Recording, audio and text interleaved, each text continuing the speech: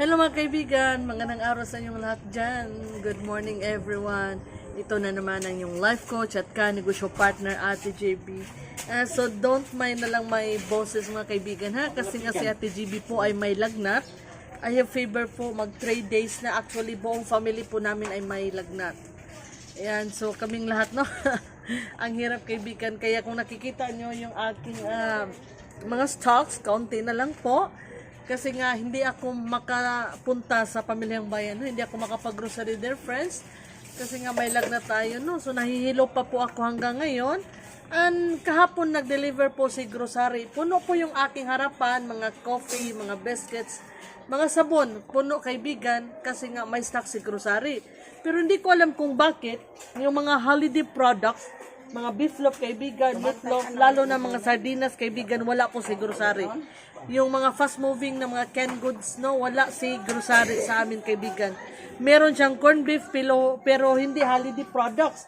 Meron siyang sardines pero mega lang at 5.5. Yung fast moving sa amin, senyorita, tsaka family sardines. So, kaya itong aking canned goods section, kaunti lang po ang laman kasi nga wala si grocery, walang stocks. Pero mga sabon, kaibigan, sa aking harapan, puno po. Kasi nga si grocery, meron siyang stocks. Ipapakita ko sa inyo ha. O, tingnan nyo kaibigan, puno po ang aking mga sabon, pati na doon sa aking mga coffee section mga kaibigan. Kasi nga merong stock si grocery. Yan mga coffee, mga chichirya, mga sabon, merong stock si grocery. Dear friends, pero pagdating sa canned goods, wala pong holiday products, walang fiesta, walang familia, walang senyorita. So, kaya nga itong canned goods section kong halos wala na pong laman. Again, may sakit po si Ate JB. Ayan, so balak ko sana kaibigan na mag-grocery pero hindi po talaga kaya, no? Sana gumaling na po tayo mga kaibigan. Ang hirap, pag may maghanap ng mga produkto, sasabihin ko kakaubos lang, ang hirap talaga. So, aside from this kaibigan, no, gusto ko lang ipakita sa inyo yung mga nangyayari dito sa aking tindahan in the past 2 to 3 days. Meron po kasing occasion, dalawang occasion kaibigan, birthday po ng aking kapitbahay, mga bata, no? 2 kids, we're having birthdays kaibigan. And then, napakalakas po ng aking bintahan. Ngayon, ipapakita ko na sa inyo kung bakit malakas ang bintahan ko. Those, siguro 2 days, 3 days back. Kasi their friends, dito sa place namin, may mga nagtitinda naman na mura ang kanilang mga paninda, kaso naubusan sila. At meron ding mga sari-sari store, hindi sila naubusan ng stocks, pero mahal naman. Kaya malakas po ang aking bintahan nung may occasion. Kasi nga tinanong ko yung aking kapitbahay kung bakit siya dito bumibili, meron namang tindahan malapit sa kanila. Ang sabi niya po, mahal. Ayan, so mahal po ang yung alak, yung Red Horse kaibigan, yung po talaga yung fast moving pag may birthday. Yung Red Horse po sa kanila mahal, kaya dito siya bumibili. Yung isa naman kapitbahay ko, mura lang sa kanila, yung kapitbahay nila na may sari-sari store, pero naubusan. Ako kaibigan, malapit talaga maubos yung stocks ko. Pero kasi nga alam ko may birthday, kasi nga marites si Ate GB, pero good marites. Inaalam ko talaga kaibigan kung sino may birthday, kailan may birthday sa aking mga kapitbahay para makapag-stocks ako. Hindi sana ako order kasi nga may stocks ako, pero naisip ko, baka maubos. Kaya before maubos kaibigan, nag-stocks ako. 2 beses po ako nag-order ng mga alak at soft drinks. At ayun, hindi ako nagkamali kaibigan. Napaka-fast moving. Ngayon, ipapakita ko na sa inyo. Mga kaibigan, another customer na bibili ng Red Horse. Pila Red Horse? Shout out kay Kirat. Soki ko kaibigan. Soki ko sa Kulapo at saka Red Horse. Kita na kanil sa TV Kirat. Kini. Yan. Dili ka mapriso ne. Sabi niya baka makulong siya. Dili ka mapriso. Dara, kini ra? Asam ka gainom di ay ilang kadong? Okay, birthday bitaw. Yan, may birthday kaibigan kaya palati siya bumibili. Bricks. Si idol ni mga bricks. Yan, ito yung sinasabi ko kanina kaibigan, no, na mabinta yung ating Red Horse kasi nga yan, so marami na pala akong binta kaibigan, no, yung tag 1,000 tinabi ko. Basta 1,000 itabi ko kaibigan. Ayan. J? Andungan di ay. Sa pamila nablihan? Ayan, gusto niya i-open natin. Ayan mga kaibigan, no, ayan gusto niya i-open. Salamat. Ayan, so kanina pa sila bumibili ng Red Horse. Kanina pa kaibigan.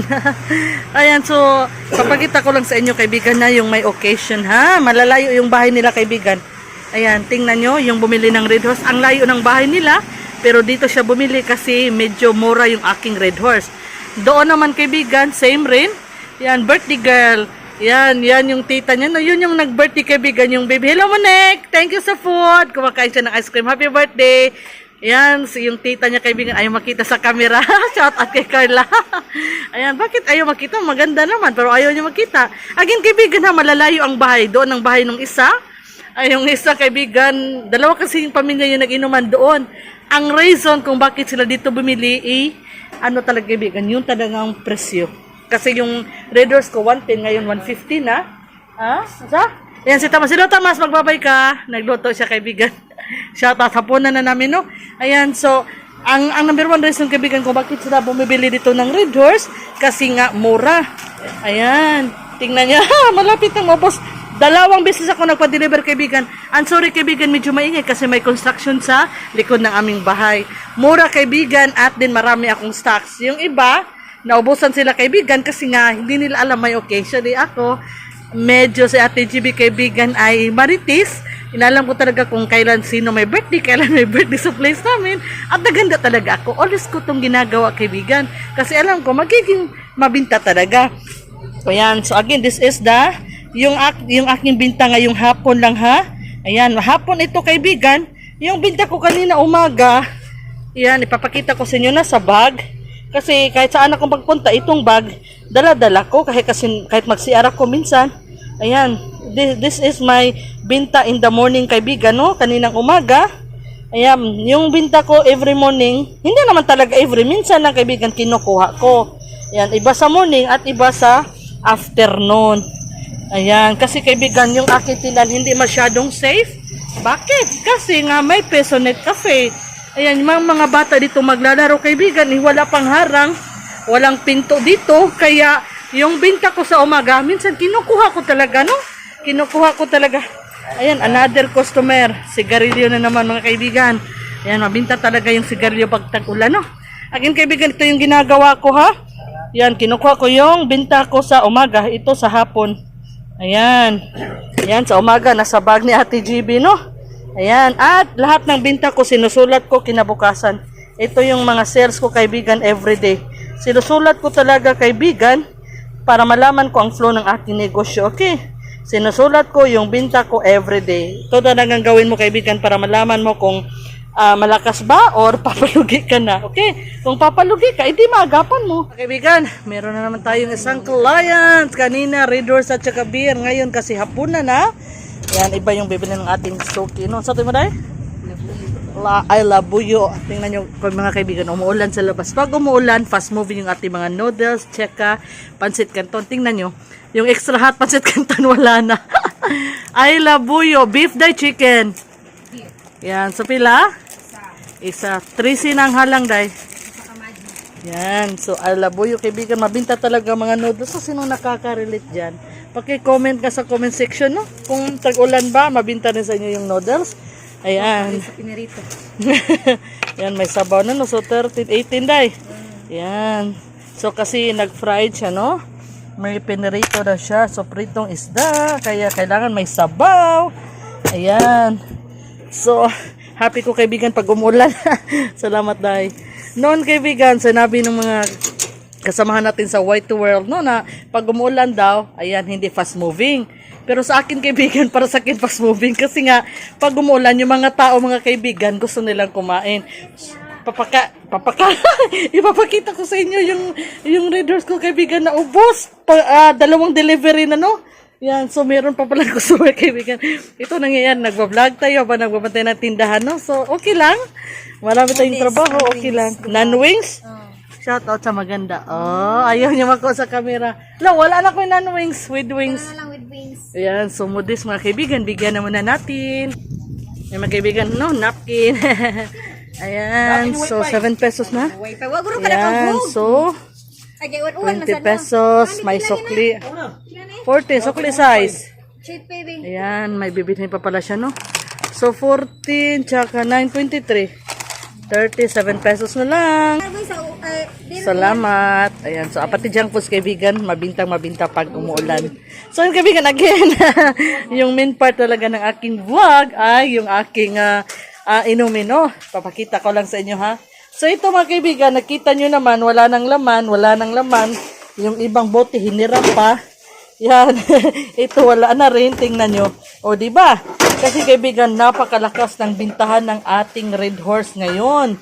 At saka beer. Pati nga sa freezer, naglagay na ako mga kaibigan, no? Kasi nga, fast moving ngayon kaibigan. Again, may celebration po na nagaganap dito sa place namin. Pati lagayan ko ng soft drinks kaibigan kasi doon yung beer products, doon sa ref na yon. At dito po yung soft drinks. Pero nilagyan ko na rin ng Red Horse.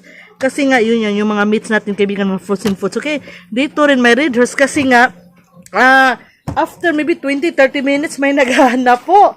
Ayan. So, yung ating Coke, mabintang rin mga kaibigan. So, yung malalaking soft drinks tsaka beer ang pinakababinta ngayon.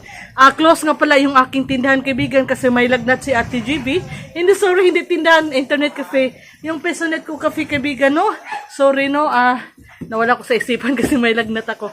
Close po yung aking Pesonet cafe. Kanina po, open ito. Pero ngayon lang, just 5 minutes back or 10 minutes back, nag-close po ako kasi nga may lagnat si Ate GB. Pag marami pong bata dito maglalaro, may lagnat ako, nairita po ako kasi may sakit ako, no? Kaya close na muna. Ayan, so update lang ako kaibigan. Masaya talaga ako, no? Pag may occasion kaibigan, tiba-tiba tayo. Ayan, umuulan pa rin sa labas. Yan, pag umuulan, ganado si Ate GB. Kasi nga again, mabinta yung ating mga food products pag umuulan. Kita yung itlog ni Ate GB. Yung ang tuyo ko kaibigan, tingnan nyo, no? Yung tuyo ni Ate GB, isa na lang sa galunggong, isa na lang sa haul-haul, kasi nga mabinta yung tulo ka partner ng tuyo yung itlog, ha? Ayan, pati sigarilyo kaibigan, mabinta kasi nilalamig yung mga customers natin, gusto nila magsigarilyo. Mighty? Yan, yung Mighty ko kaibigan, hindi na 7 pesos, ginawa ko ng 8. At masaya ako dahil okay lang sa aking mga customers. Kinira daw? Yan. So, masaya ko kaibigan kahit may lagnat sa TV, Ate GB may lagnat, masaya pa rin ako, no? Kasi nga malakas yung ating bintahan. Thank you so much, God. Pati si Francis, okay ka na? Hindi siya okay. May lagnat siya kaibigan, pati ako may lagnat. Okay lang, basta babukas wala na kaming lagnat. Ayan mga kaibigan, gabi na, pero may naghanap pa rin ng Red Horse. Evening na kaibigan. Ayan. May okasyon kaya ngay kaibigan, no? May okasyon kaya ayan pag may bilis lang sa pilain kanera ayan pati lumboy pilang lumboy ayan lumboy kaibigan ito kaibigan kasi mahal ang sigarilyo malakas yung aking lumboy ano man sakto na si 15 kinsa man na ako libalik yung ka ang kulang siya ng pilag kuwang nimo 15 tanan daan ng lumboy. Ibalik lang mo 15. Kuha nga 15 ha. Kulang siya ng 15 pesos mga kaibigan. 15 ang kuha. Okay. Sige. Ayan, so kulang siya kaibigan kasi nakalimutan niya yung presyo ng Red Horse kasi nakainom na siya kaibigan, no? Kaya kulang yung ating soke. Ayan, so hindi sana ako papayag, basta inumin at sigarilyo hindi ko papayag, pero ayun na nga. Medyo lasing na siya, baka magalit. Kulang siya ng 15 pesos kaibigan. Naka-record naman, nag-vlog tayo, no? Pag sabihin niya bukas na hindi siya kulang, may proof tayo kaibigan, may ebidensya kasi nag-vlog tayo. Minsan nakakalimutan kasi nila kaibigan yung kulang. Mga kaibigan, ipakita ko na sa inyo yung discarte ko ha. Kaya nga malakas yung aking bitan at tumaas po ang aking sales. Bago pa ako mabusan kaibigan, nag-stock. Sorry, nabula naman si Ate GB, no? Ang hirap pag masakit tayo kaibigan. So bago pa mabusan, no, si Ate GB ng mga stocks, nagsa-stock ako. So nag-order na ako sa aking supplier kaibigan. Kahit pa marami akong stocks, basta ba may puhunan pa ako kaibigan, binibili ko talaga ito at hindi talaga ako nagkamali. Lumakas po ang aking bita nung may occasion kasi nga naubusan yung isa kong, hindi isa, dalawang kakompetensya ko naubusan ng stock. Yung iba kaibigan, mahal po ang kanilang mga paninda. Kaya dito po sila pumunta at bumili.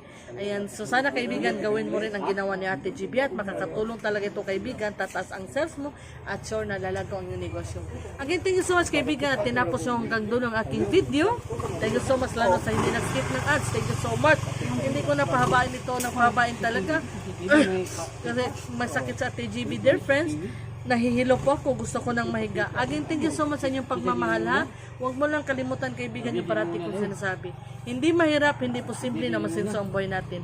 Basta ba masipag tayo, may discarding tayo, may tamang disiplina sa sarili, and the way of God in our life, kaya kansinso ang buhay natin kaibigan, tiwala lang. Again, thank you so much sa inyong pagmamahal. I love you guys. Stay healthy mga kaibigan. Ang hirap ng may sakit. Thank you so much. God bless.